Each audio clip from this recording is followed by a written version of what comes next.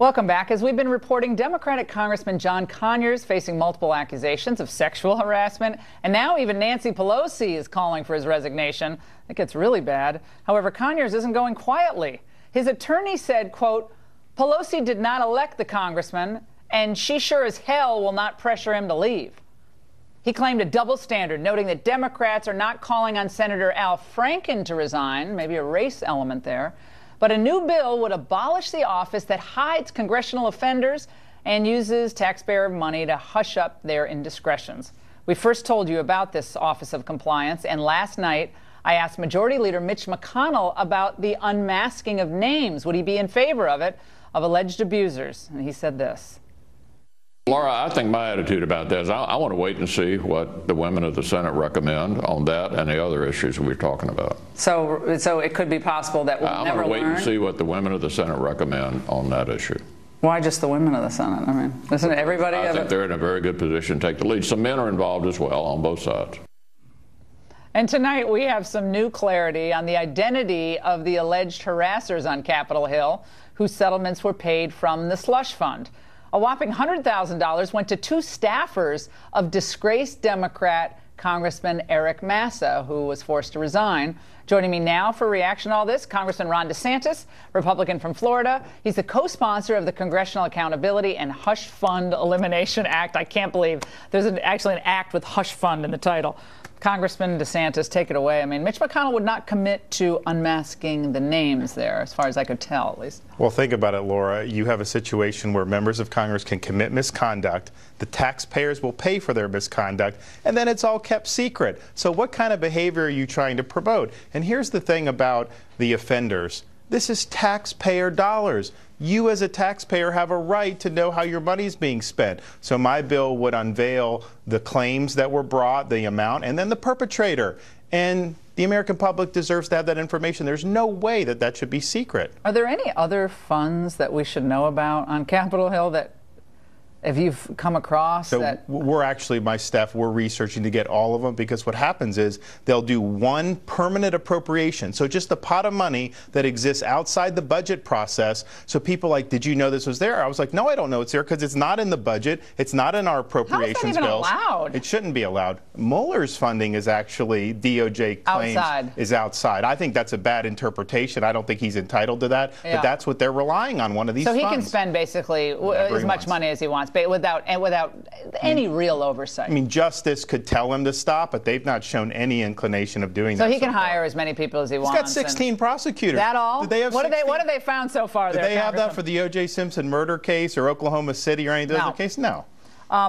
Kate Steinle's accuser basically got off nothing. Maybe a couple years, possession of a firearm as a felon. An illegal immigrant deported 5 times, sanctuary state, sanctuary city policies.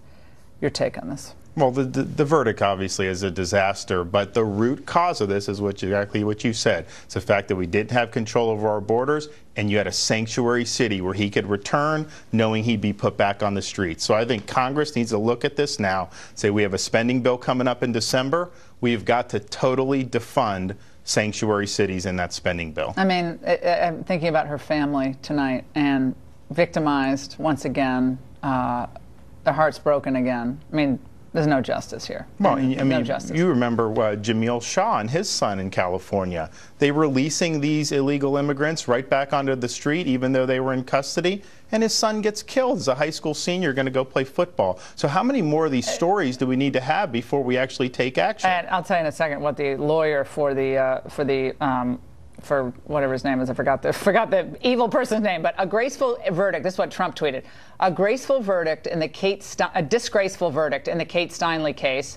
No wonder the people of our country are so angry with illegal immigration. I think he's right about that. Again, we had the lawyer for the accused tonight. We had played a soundbite earlier where he said this vindicates basically the rights of illegal immigrants to be here in the United States and to stop demeaning immigrants, always conflating illegal immigrants with immigrants. He went on and on with this impassioned statement about how this demonstrates that we have real justice in the United States for people no matter what color their skin, making it a racial issue. And it was nothing further from the truth. The guy shouldn't have been in the country. That's why we get the statistics from the Obama administration. How many illegal immigrants did they release who then went on to commit crimes?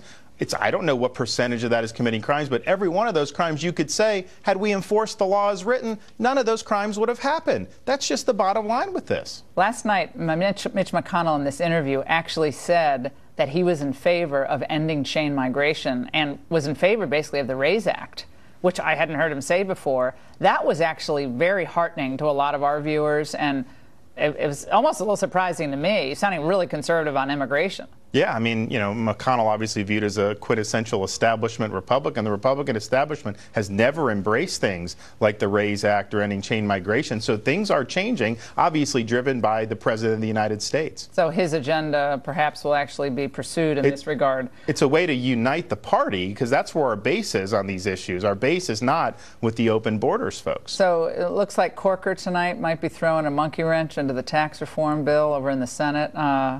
Any thoughts there?